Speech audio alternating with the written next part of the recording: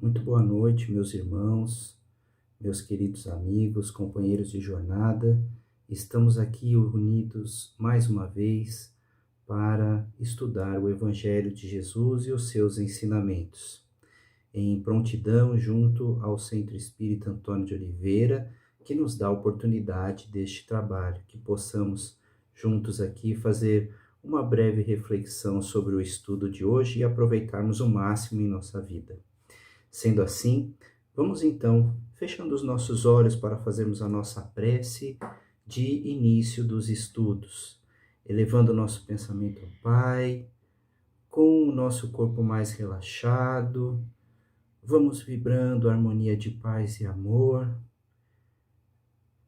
nos unindo aos amigos da espiritualidade superior que neste momento se fazem presente entre nós, nos inspirando para a melhor compreensão dos ensinamentos da noite.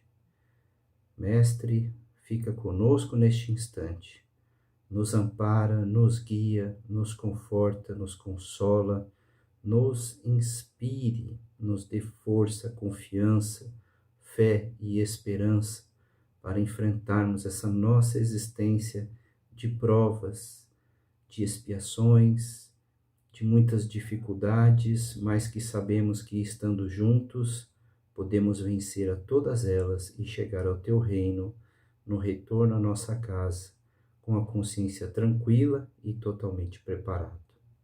Fique conosco por hoje e sempre, que assim seja, graças a Deus. Meus irmãos, então, hoje nós vamos fazer o estudo do livro Fonte Viva, do Psicografia do Francisco Cândido Xavier pelo Espírito de Emmanuel, e a reflexão de hoje é de número 125, que tem o título de Ricamente. Então vamos fazer uma leitura numa breve passagem do apóstolo Paulo, depois a reflexão de Emmanuel, e vamos ver nesses ensinamentos o que é que nós podemos aproveitar para nós de útil. Ricamente. A palavra do Cristo habite em vós ricamente. Paulo aos Colossenses, capítulo 3, versículo 16. Dizes confiar no poder do Cristo, mas se o dia aparece em cores contrárias à tua expectativa, demonstra deplorável indigência de fé na inconformação. Afirmas cultivar o amor que o Mestre nos legou. Entretanto, se o companheiro exterioriza pontos de vista diferentes dos teus, mostras enorme pobreza de compreensão, confiando-te ao desagrado e à censura. Declaras aceitar o Evangelho em tua simplicidade e pureza, contudo, se o Senhor te pede algum sacrifício perfeitamente compatível com tuas possibilidades, exibes incontestável carência de cooperação, lançando reptos e solicitando reparações. Asseveras procurar a vontade do celeste benfeitor. No entanto, se os teus caprichos não se encontram satisfeitos, mostras lastimável miséria de paciência e esperança, arrojando teus melhores pensamentos ao lamaçal do desencanto. Acenderemos, porém, a luz, permanecendo nas trevas. Daremos testemunho de obediência, exaltando a revolta? Ensinaremos a serenidade, inclinando-nos à desesperação? Proclamaremos a glória do amor, cultivando o ódio? A palavra do Cristo não nos convida a marchar na fraqueza ou na lamentação, como se fôssemos tutelados da ignorância. Segundo a conceituação iluminada de Paulo, boa nova deve irradiar-se de nossa vida, habitando a nossa alma ricamente. Meus irmãos, após a leitura, nós conseguimos nos reportar no tempo e voltar até a época de Paulo, quando ele está propagando o cristianismo, propagando as mensagens de Jesus de Nazaré, caminhando entre o povo, principalmente aqueles que não tinham conhecimento da doutrina, logo dos profetas, ele começa a pregar a mensagem do Cristo num sentido de explorar a consciência para a libertação daquelas almas escravizadas na ignorância.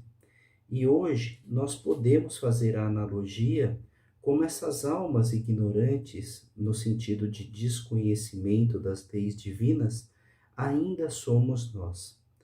Tanto é verdade isso que nós ainda dizemos que confiamos em Deus, dizemos que temos fé, dizemos que temos esperança, mas nas primeiras horas do dia, quando nós passamos as nossas primeiras dificuldades, é muito comum nós encontrarmos irmãos e irmãs praguejando pelo trânsito, praguejando pelas dificuldades na condução, praguejando porque tem trabalho, praguejando porque não tem trabalho, reclamando de tudo e de todos, porque aqui está muito calor, porque aqui está muito frio, e qualquer situação que nós estejamos, podemos observar companheiros que reclamam das situações, mesmo assim se dizem crentes de Jesus, crentes em Deus, e se dizem cheios de fé, de esperança e de confiança.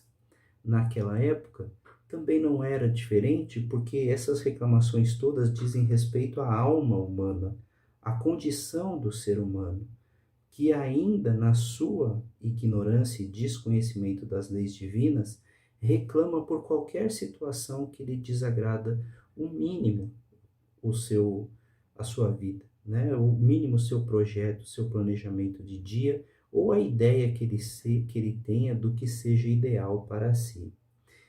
E naquela época, Paulo também andava entre as pessoas e dizia: a palavra do Cristo habite em vós ricamente.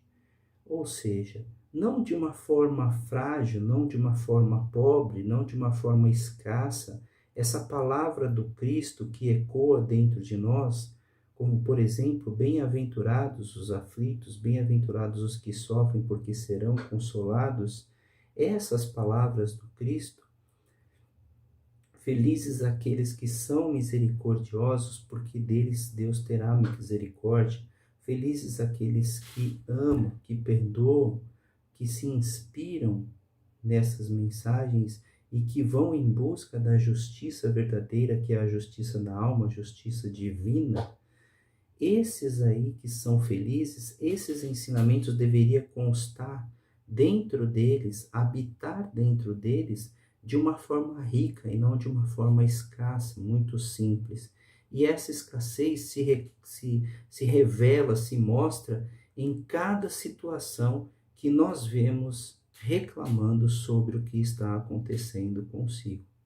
Acontece que Jesus, em toda a sua passagem da terra, ele não vem apenas como um ser milagroso que vai tirar de nós todas as nossas responsabilidades e que nós caminharemos livres. A mensagem e a passagem de Jesus é para que nós entendamos que somos capazes de fazer o que ele fazia e muito mais. Somos capazes de entender a Deus e as verdades divinas, somos capazes de ter a fé que ele tinha, somos capazes de realizar a cura que ele realizava, somos capazes de ajudar os nossos irmãos mais necessitados, tanto quanto ele nos ajudou a entender e compreender essa grande lição divina. Ele vem para trazer inspiração, para inflar dentro de nós a nossa própria força, e não para tirar de nós o peso do caminho, porque é exatamente esse peso do caminho, é exatamente essas dificuldades que farão com que a gente consiga progredir e evoluir e avançar na nossa escala.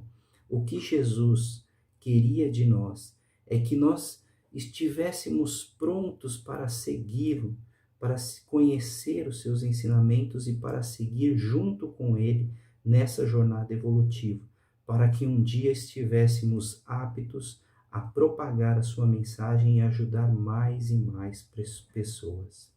E como é que nós esperamos reverter dentro de nós essa condição? Como é que nós queremos e pretendemos e devemos fazer para mudar esse comportamento que a gente tem tido durante tantos e tantos anos e hoje se reflete em nós em forma de ansiedade, depressão, medo e angústia do que pode acontecer na vida. Ele simplesmente faz, agora aqui eu peço a ajuda de Emmanuel para dizer o seguinte: daremos testemunhos da obediência exaltando a revolta? Ensinaremos a serenidade inclinando-nos à desesperação? Proclamaremos a glória do amor cultivando o ódio? Então, o que Emmanuel está querendo dizer aqui? Como é que a gente pode dar testemunho da palavra do Cristo fazendo exatamente o inverso do que aquilo que ele nos prega, nos incentiva e nos motiva a fazer? Como é que nós podemos demonstrar para as pessoas que somos seres confiantes na palavra do Cristo se nós mesmos não usamos para conosco aquelas lições, aqueles ensinamentos?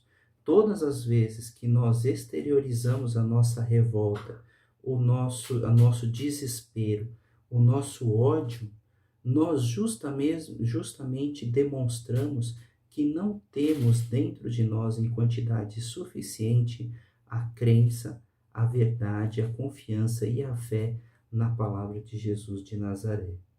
Portanto, meus irmãos, o convite aqui nesta mensagem é muito simples.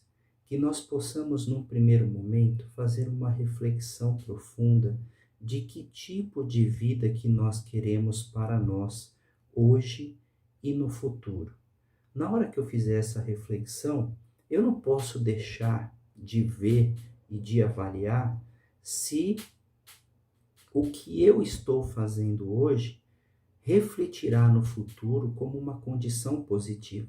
Porque pode ser que hoje, no acúmulo das minhas pendências, dos meus débitos, eu esteja vivenciando uma situação difícil. Mas o que a palavra de Jesus nos esclarece é que se eu seguir aqueles ensinamentos, aquele modo de viver de Jesus, que é um modo leve, confiante, é um modo, mas também não deixa de ser um modo atuante no desenvolvimento do bem dentro de nós, se eu me propuser a fazer isso, eu começo pouco a pouco a plantar uma semente do futuro que eu desejo. Qual de nós não gostaria de ter uma família harmoniosa? Qual de nós não gostaria de ter uma vida próspera e equilibrada? Qual de nós não gostaria de ter as oportunidades de saúde, as oportunidades de cuidados, as oportunidades de uma vida saudável, de uma vida equilibrada? Exatamente o que nós queremos. Nós desejamos, nós almejamos sermos felizes, sermos ricos, mas não o rico da riqueza material, mas o rico de todas as riquezas e da maior delas, que é a nossa fé e confiança na espiritualidade. Quanto mais rico nós vivenciarmos, quanto mais rico nós formos nesse sentido, as outras portas se abrirão para nós e as preocupações e dificuldades se tornarão pequenas diante da força que eu recebo para poder enfrentá-las. Sendo assim, nesse processo de reflexão interna, em que eu começo a mudar os meus comportamentos, logo no começo não é fácil para que a gente consiga obter sucesso. Não é fácil. Mas se eu for insistente e persistente nesse caminho, eu posso chegar no momento em que o meu ritmo vai ficando cada vez mais e mais suave. Uma outra lição que nós precisamos ter em nós é que esse processo de transformação, ele é uma escala, ele é uma escada, na verdade, que a gente vai subindo degrau a degrau. E eu gosto muito de fazer a analogia dessa escada, desse processo evolutivo, com os ensinamentos das bem-aventuranças de Jesus, do Sermão da Montanha. Então ele tem ali uma sequência de bem-aventuranças que ele nos propõe. A primeira delas, eu gosto de acompanhar pelo próprio Evangelho segundo o Espiritismo. A primeira delas é: bem-aventurados os pobres de espírito.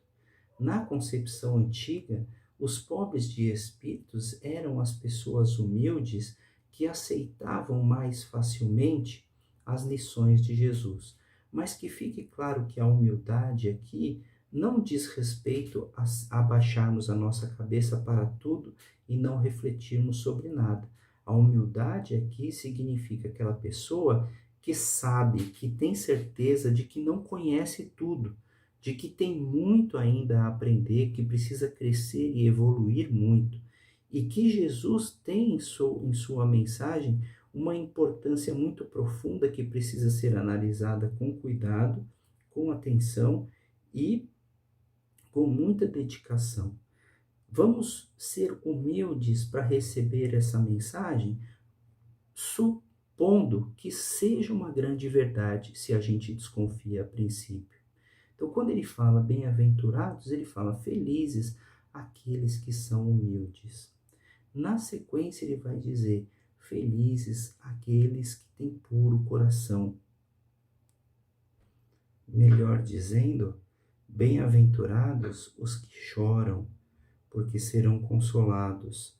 Na sequência, ou seja, a partir do momento que eu tenho humildade para ver na minha vida que tem algo hoje que não está me trazendo prazer, que não está me trazendo paz, eu tenho que começar o processo de mudança dessas atitudes que eu tenho tido.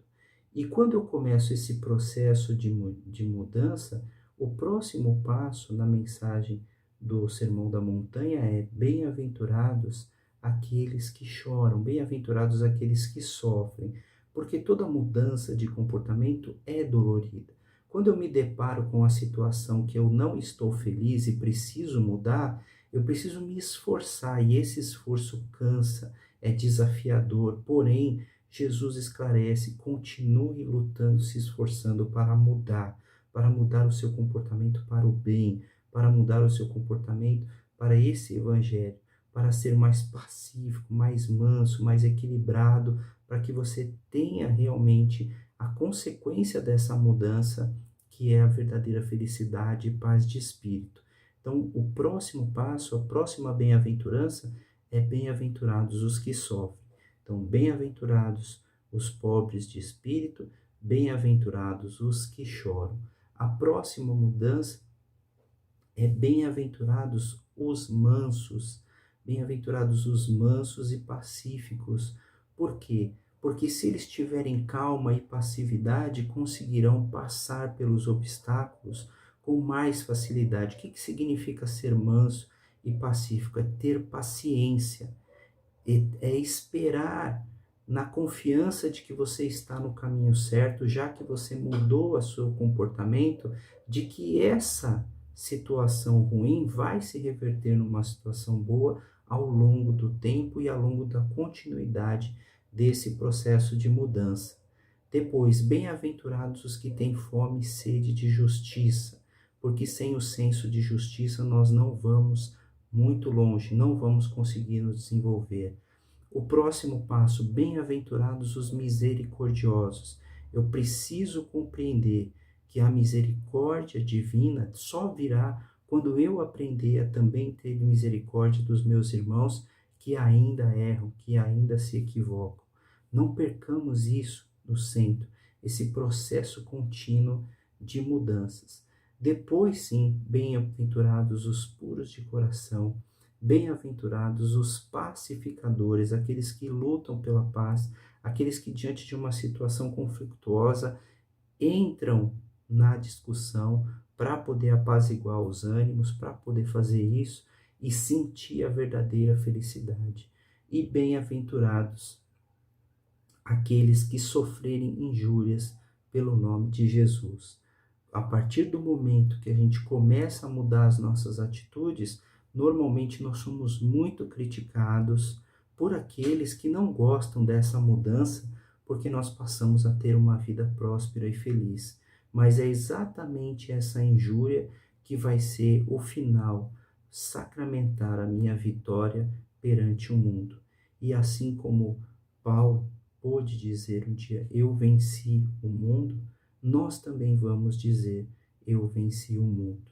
Por isso que, ricamente, dentro de nós, a mensagem do Cristo tem que ser abundante. Abundante para que qualquer situação, eu me lembre dos seus ensinamentos, eu me lembre do que Jesus faria para poder sair daquela situação e melhorar a sua vida. E assim eu desejo que todos que estão nos escutando hoje possam receber essa mensagem e transformar os seus sentimentos, seus pensamentos. Muita paz a todos. E nesta hora, nós vamos voltando a nossa oração em vibração por todos aqueles que necessitam, principalmente aqueles que estão nos hospitais em busca de cura para o seu sofrimento. Que os médicos sejam inspirados, Senhor, que eles possam receber essa cura na data de hoje. Vibremos por todos aqueles que sofrem nas ruas, que estão desamparados, que estão sozinhos, que estão com frio, com fome, com sede, que eles possam ser satisfeitos em todas as suas necessidades e que almas caridosas que estão hoje nas ruas possam ser levados aos lugares que mais necessitam e auxiliem esses nossos irmãos. Vibremos também pelo nosso planeta Terra diante de tantos conflitos, onde nos deparamos com as maiores provações que os seres humanos podem passar atualmente, que seja emanado uma força, um fortalecimento, uma coragem para todos. E assim, Mestre Jesus, amigos do Centro Espírita Antônio de Oliveira, agradecemos a presença de todos, agradecemos a presença dos amigos espirituais que nos inspiraram hoje, por essa oportunidade de estudo, de avanço, de glória para todos nós.